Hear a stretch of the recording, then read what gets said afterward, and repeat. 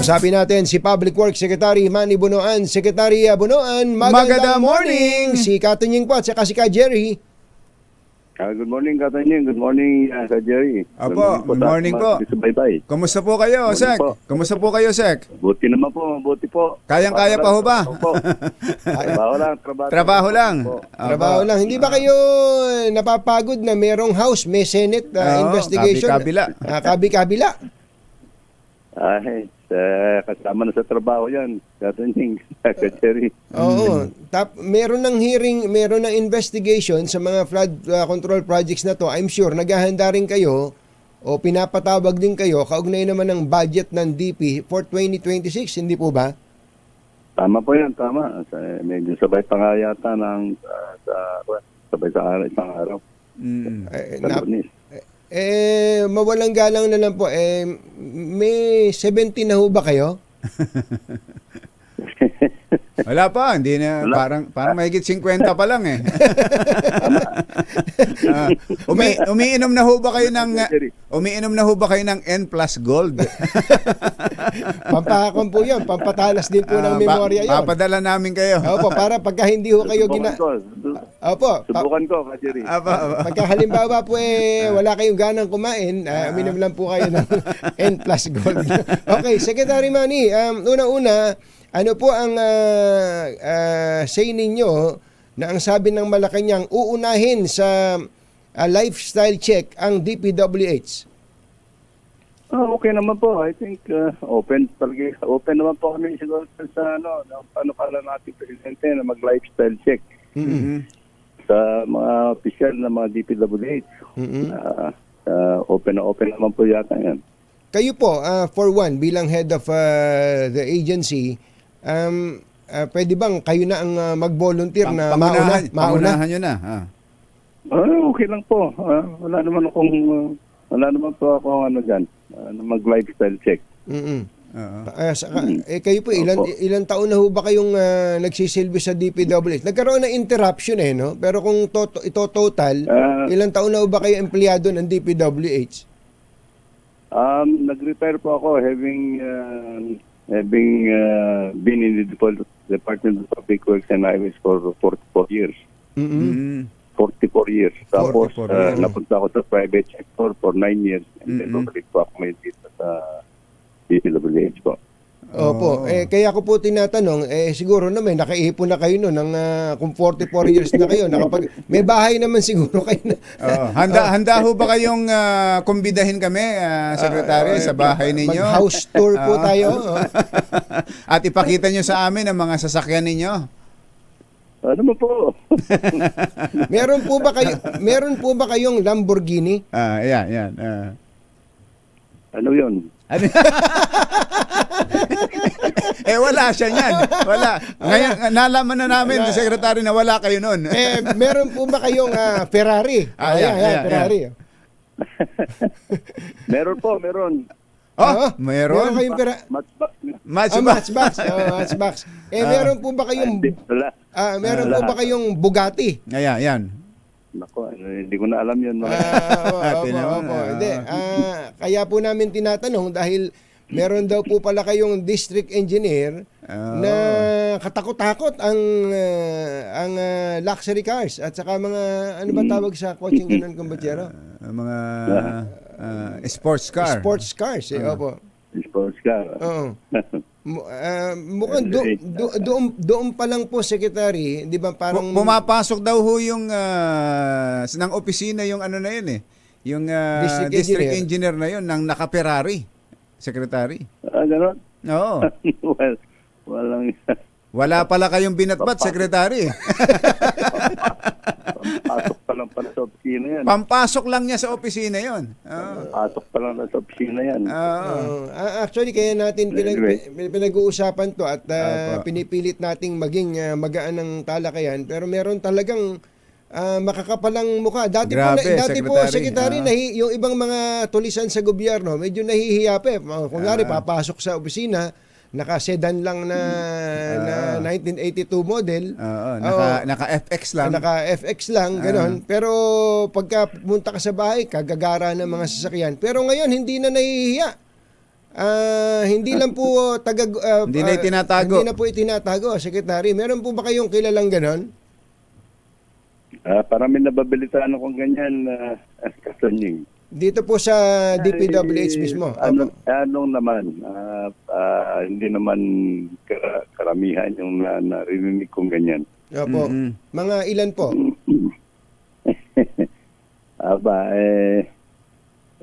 Ilan naman. Meron po bang undersecretary? Wala akong alam yan sa undersecretary Opo. kasi yung undersecretary, nadatnan ko na yung mga undersecretary dito and then yung sa undersecretary in-extend ko lang po yung niya, yung tenure niya dito sa aking Panunungkulan. stint. Pagkatapos meron din akong isang undersecretary na for administration na tinaragan na bago. Opo. Halimbawa po, itong si District Engineer Bryce, apelido? Hernandez. Bryce Hernandez. Ito po yung binabanggit sa speech ni Senator Ping Lacson eh. Siya po ba nung nabanggit po, ano yung ginawa niyong aksyon tungkol po sa kanya na may kinalaman po sa trabaho niya? Opo. Go ahead po. Actually, Tonying, unang-una, na kami na mga ganyang maling mga suspected, sabihin ko muna, suspected na mga ghost project at saka hindi ginawa yung mga hindi tamang paggagawa ng mga project. Iklinok ko na muna sila nung I think about 2-3 weeks ago. Actually, naka-float sila. Tinanggal ko na muna sila lahat dyan sa opisina nila at binigay ko sa office of the director. And the office now, the First Engineering, Bulacan First Engineering Office is now being run by ng regional office. Region. And then, nag-issue na rin kami ng show cause order sa kanila. And I think, nag-lapse na yung 72 hours nila. So, nagbigay na yata ako ng nagbigay na ako ng suspension order. So relieved. Relieved and suspended. Suspended na po sila. Yes. Hindi nyo ba ipinakulong sa regional office? Nandun sa regional office. Nandun naman sila sa regional office. Doon sila nagre-report sa region. Doon sila nagre-report, Kajeri. Apo. Hindi. Pagka nakulong sila sa bisig ni Regional Director Dong Tolentino, wala silang kawala doon. Opo. Ang isa pa pong bagay, yung tungkol po doon sa ghost projects, Secretary, ang sinasabi po ni Congressman Teddy Rido, nung tiningnan nila yung ghost projects na sinasabi, nasa NEP daw po. Nasa NEP. Yung sa Baliwag at saka yung mga nandyan sa Kalumpit. Yung nakita ng Pangulo. Well, ghost pa rin yan, kahit na anong source niyan, basta ghost yan. Irrespective of kung saan appropriation, saan fund source yan. Ghost project pa rin yan na importante. Ghost project na talagang titignan namin kung sinong involved dyan sa mga ghost projects niya. So hindi pala porket halimbawa insertion o NEP. O kaya NEP hindi yung hindi isang klase lang ang pwedeng maging ghost. Pwede palang maging ghost kahit na ito'y insertion lang o kaya ay nasa NEP mismo, Secretary. Isa naman pinanggalingan yan sa General Appropriations Act. Tama. General Appropriations Act. At the end of the day, puro General Appropriations Act na yan. So, it's irrespective whether it was acted in the NEP or insertions. They are all already line items in the General Appropriations Act. So parang ang dating po kasi sa akin nun, Secretary, if I may, binabanggit ni Congressman Terry Ridon na ito po ay nasa National Expenditure Program to, proposed ng DPWH. Ng DPWH to. Kaya walang kinalaman ng congressman dito. Parang ganun ang dating. Well, yung National Expenditure Program, I actually, the process there is actually being at the start of the formulation of the projects na included in the National Expenditure Program are well coordinated naman po for yung mga legislators. Mm-mm.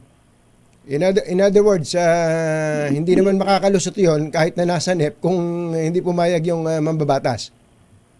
Ano naman po, I think ini-scrutinize naman po nila. I think we have to understand actually from the formulation of yung proposals from the district offices,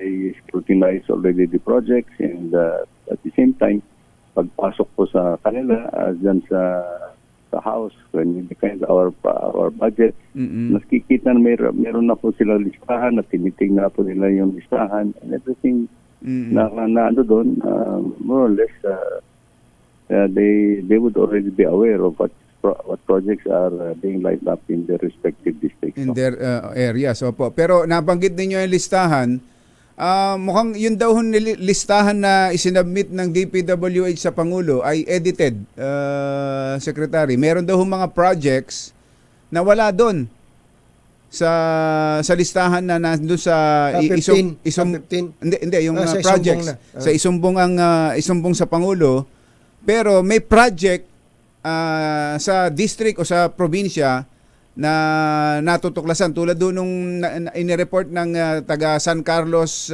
Negros, yung mayor ng San Carlos Negros, Secretary.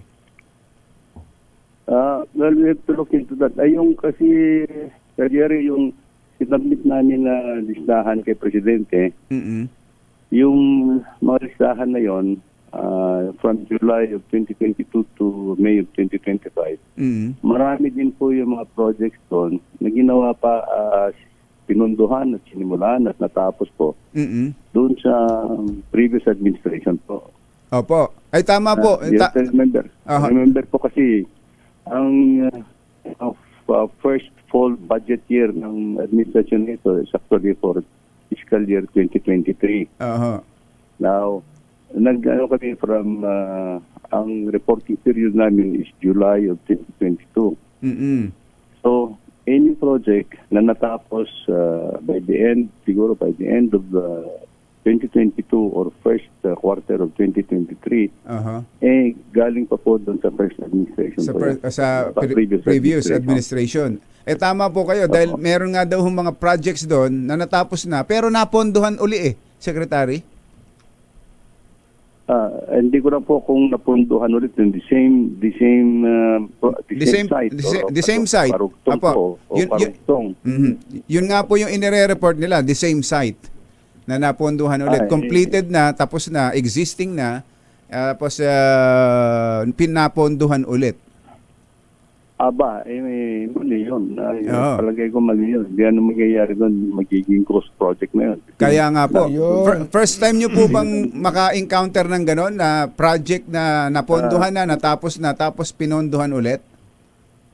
Ito yung mga sinasabing ng ghost project. Ito yung napapansin din natin sa first district ng Bulacan.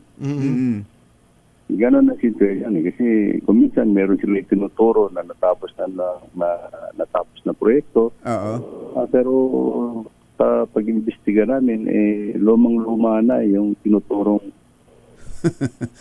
decade. Grabe At meron wala talagang ginawa ever since. Wala talaga. So ang pagkaganon po, Secretary, di ba binayaran yun, dineklara na kompleto yung project.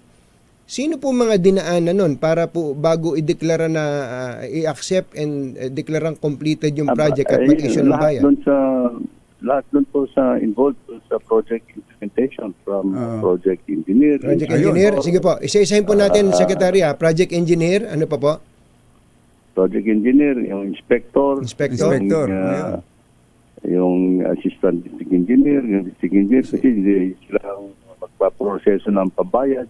Sila ang mag-certify na nagawa yung project. Nandun din po yung COA. Na nagsabi, tapos na yung project because the final payment has to be audited. And may quality assurance unit pa ho kayo, di ba? May quality assurance din unit nila sa sa district. Sa district, pero meron din sa national, di ba, Secretary? Meron po, pero sporadic lang po namin. Sporadic, parang random lang, ano? Random lang po yung ginagawa namin. Random. Let's say random. Random lang po yung yung pag QQAO, yung quality assurance unit in some of the projects po. Meron pa hong binabanggit na Bureau of Research and Standards na nagsasagawa daw po ng regular inspections. Meron pa ba nun? Meron din po for certain types of projects. Certain types of projects po na medyo technical na konti yung mga projects. Pinapasa-daan po namin doon sa quality standards bureau namin. Yun sa Bureau of Quality and Safety, yun ho talaga. So sa lahat ng projects meron talaga dapat na nag-i-inspection from Bureau of Quality. Yeah, random po. Puro random dahil sa dami, no. So ang pinaka in charge sa quality audit nasa district engineering office din pala. Kasi they have the full authority to implement at a certain threshold. Na full authority po sila Full authority na sa kanila. Wala hong mag-check man lang from central office. Meron kaming kasi sa central office, they have to report yung dito sa project monitoring application namin, computerized, na meron sila yung isasubmit po nila yung JOTAC ng project, ng project, picture ng project before, during, and after, yung ganon. And sino contractor, magkano yung amount, magkano ang bid, etc. These are the basic information that is fed to our monitoring platform po. So ang nangyari po dito yung actual na status, yun po yung unfortunately we only rely on the pictures. Yung kung ano yung isinubmit sa inyo, doon na lang nagre-rely. Wala ho ba man lang nag-check kahit na sa satellite lang? Kung may geotag may geotagging na kung may nangyaring may nabuong geotagging naman. May geotagging naman. Pero ang galing nila, Secretary, nakalagay sa geotag merong project completed. Yun na nga kasi ang galing nun. Yun, dapat yata tingnan din yung aspeto na yun, ano? Dahil sa naalala ko nung panahon ni Secretary Mark Villar, yun po yung isa sa pinagmamalaki niya. Sabi niya, malabo na magkaroon ng ghost projects sapagkat meron ng geotagging. Pagka pinindot mong ganun sa central office, makikita mo na, tapos na nga. Yung coordinates lang ng lugar. Coordinates lang, Secretary. Pero ito, nasa geotag, tapos pag pinindot mo, baka na-edit din yung geotag na yun. Baka na-edit din yun, Secretary.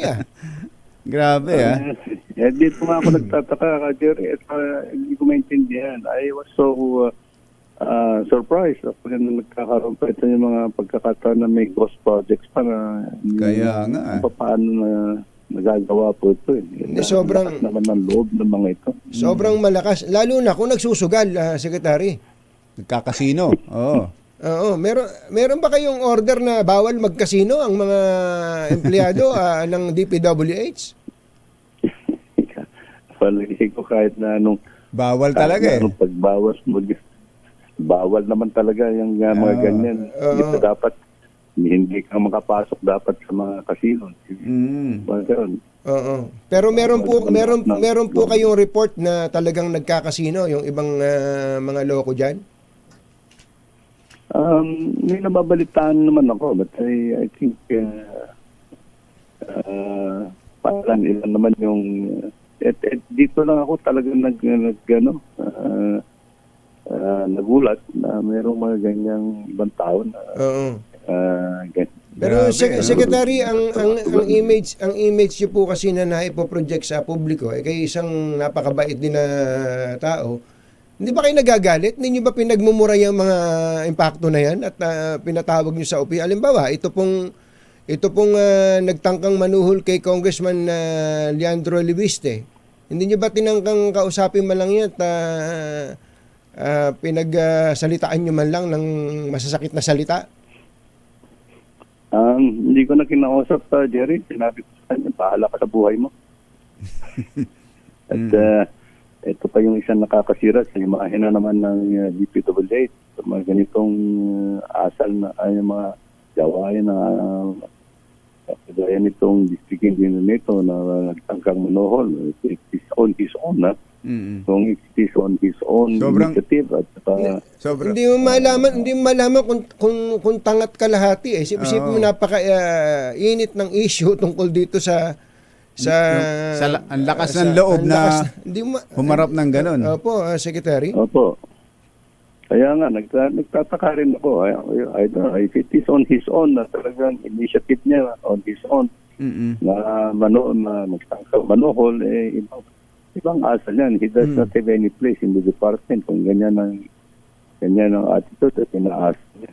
Opo. Secretary, sa buong ngayong kainitan nitong issue ng mga flood control, so bali ilang taga DPWH na ho ang na-relieve ninyo? Yung nasuspindi ninyo, ilan na po sila? Ito pa lang naman dito sa Bulacan pa lang. Ito pa lang naman sa mga dito sa Batangas, dito rin sa first district ng Bulacan. Ang pinagtataka ko naman dito, Tonying, Jerry, Tonying, Jerry. Opo. Ito, tatlong engineering districts ang nandyan sa Bulacan. Opo. Tatlong engineering districts. Ang may mga problema na makikita lang namin sa isa lang. Sa first district. Sa first District lang. First district. Sa second and third district. Mukhang wala pa. ano mang ganitong mga kaso. Although tinitingnan din namin lahat at this point in time. Pero so far naman yung validation team namin gone through yung mga projects dyan sa wala naman yung ibang mga ghost projects na nakikita nila. Although sa tingin ko may mga substandard siguro na mga projects na nakikita rin. Sa Mindoro po, Secretary. Hello? Sa Mindoro, Secretary, sa Mindoro, meron na ba kayong... Mindoro, pinaka-technical and financial audit po namin dito dahil yung mga retrato at mga mga issues na nilalaptala ni Governor Dolor. Opo. And we are going to technical investigations. Initial feedback ko lang kasi doon is actually yung ang nasira doon sa parte ni tinuturo ni Governor Dolor is on the land side. Hindi doon sa nakakuan sa riverside. Hindi doon sa riverside ang nasira. Doon sa land side. Ang inano niya yata is yung stone masonry doon sa land side. And of course, yung stone masonry, ang design po niyan, walang bakal talaga yan. Tsaka yung binabanggit na ghost doon, doon sa Sitio DK yata yan, wala naman DK. Na kahit na walang ginawang project. Actually, meron din report sa akin that I'm trying to validate it sa ganyan. Opo. Yung ano niyan is actually yung Sitio DK pa yun. Sitio DK na sinasabi is just a reference point. Nandoon naman yung project, pero yung reference point na Sitio DK yata. But I think the project that was undertaken is actually, I think about 300 meters doon sa sentro ng Sitio DK. The Sitio DK was a reference point in the project identification. Pero tinitingnan pa rin namin, pinapa-investiga po namin. Opo. Secretary, mga huli na lang po. Ang sabi po nitong si Congressman Libiste, nagtapat naman daw sa kanya itong district engineer na umaabot daw po sa 20% ang kickback o yung hinihingi na SOP nung congressman ng nakaraang administrasyon, meaning si Congressman Eric Buhain. Kayo po ba, ito magtapatan na po tayo dito, yung congressman po ba, magkano talagang hinihingi? Ilang porsyento po ba talaga hinihingi para magkaintindihan na tayo? Opo. yun ang hindi ko masasagot sa ngayon, Natonying. Kasi I think ito, hayaan natin magsiwala itong district engineer. Kung talagang dokumentuhan niya yung sinasabi niyang gano'n, let it be na gano'n ang sasabihin niya. And he has to authenticate and document actually kung ano sinasabi niya. Opo, pero sabi niyo nga po, 44 years na po kayo bago kayo umalis sa DP tapos bumalik kayo ngayon. Nanghihingi po ba talaga yung mga congressman saka senador? Ano pa yung tanong, Jerry? Nanghihingi po ba talaga ang mga congressman at mga senador? Hindi ko marinig. Hindi masagot ni Secretary. Secretary, alam namin, hindi ninyo masagot dahil nagbabudget hearing pa naman. Saka po, naiintindihan po namin kayo, Secretary. Talagang kailangan lang nating itanong yung tanong na yon sapagkat ngayon po kasi hindi natin alam ano ba ang magiging ending nito. Itong investigasyon, galit ang Pangulo. Ano bang gusto niyo maging ending nito habang nandiyan po kayo sa DPWH, Secretary? I think ang panang naman namin dito is to dapat masolusyonan natin, magyan natin ng solusyon itong mga problema tungkol sa pagpapagawa ng lalong-lalo itong mga flood control projects. Na dapat yung mga sinasabing katiwalian ay hindi dapat pairalin kung sino man po para magkakaroon tayo ng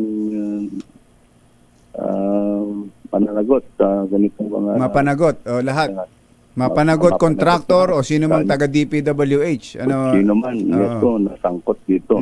If there would be anything involved on other people na nandun sa likod ng mga ganitong tiwalaan, sabi nga ng Presidente, wala silang sasantuhin at dapat include natin sa lahat ng pag-iimbestiga po. Opo.